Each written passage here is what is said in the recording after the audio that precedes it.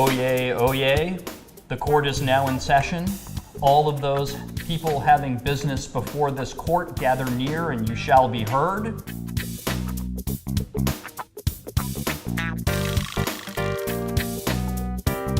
The Silicon Valley Urban Debate League is a deep school partnership that works with schools to make smart cool and shift the culture on their campuses to open up opportunities for young people who aren't reached in traditional classrooms.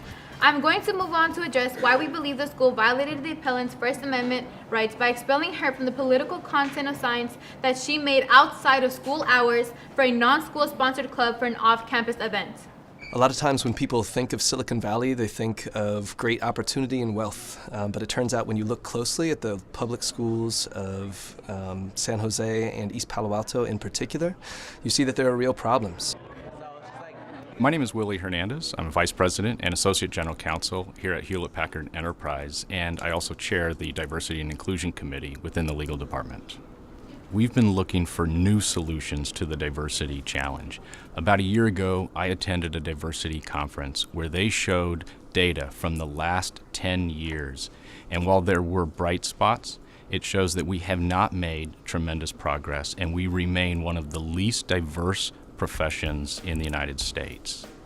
Right at the end of summer break, my world history teacher gave me the opportunity to go to the Silicon Valley Urban Debate League summer camp. And I joined. It was amazing. I met so many people from around the Bay Area and Silicon Valley, and I met Chantrice and Dimitri, and it was just wow. The idea to partner with the Silicon Valley Urban Debate League actually came about over a Warriors basketball game. I was watching the game with a lifelong friend who happens to be my former debate partner while we were in high school.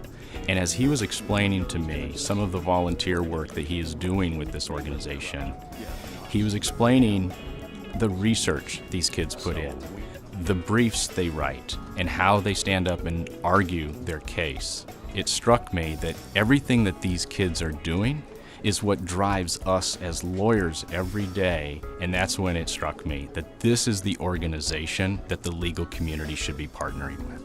Our season topic is domestic surveillance. I've debated about genetic surveillance and immigration surveillance. I've learned about the TPP, so that's the Trans-Pacific Partnership.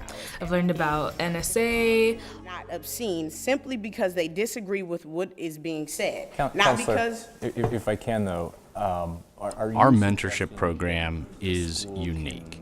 It is a very direct way for people to get involved and invest in these young kids who aspire to be lawyers. And the biggest part about it is that it's over a long period of time. Our mentors will meet the students when they're still in high school, and it gives them an opportunity to cultivate a relationship.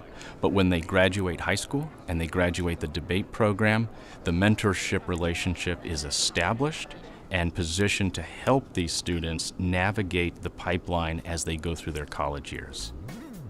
We're tremendously excited about the opportunity to launch a legal career mentor program, particularly because without any prompting from us, we surveyed our students in the first year, and we learned that more than 60% of them wanted to pursue careers in law. So with the skills that they're building in debate and with the confidence they're building in debate, they think of legal careers as the show. And it is an honor to work with folks who have already traveled the many difficult paths that one has to travel to become a successful lawyer, and can help young people from low-income backgrounds who don't have the old boy network to draw on to navigate those spaces and become successful lawyers. Thank you. As such, there was no Fourth Amendment violation. Thank you. Thank you, Counselor. I got involved with a mentorship program about 6 months ago when Willie Hernandez asked me if I would join, and I was so excited right away. My mentee is Kira. And since I want to be a lawyer, it's like really amazing to have a mentor that's, who's been in my shoes and who knows the ropes already and who's going to be able to teach me what I need to do to get where I want to be. I hope that in the mentorship program, I can serve as a support system for Kiera.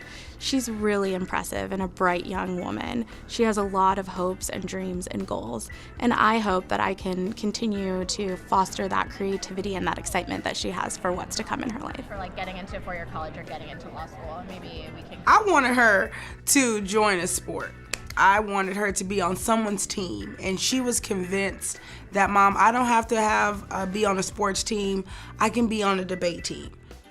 I have attended one of her tournaments, and she killed it.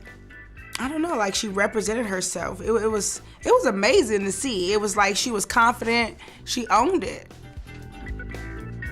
I think it's very important for colored people, for all people. I just think that I think as a little child, when you watch TV or if you don't see people that look like you that are doing things that you want to do. So that'll put a limit to you. But since Obama became president, I was like, you could be anything, you could do anything you want to do. You have to believe. And he also went to law school. So I let her know that, you could go to law school, you might not become a lawyer, but you don't know what you will become.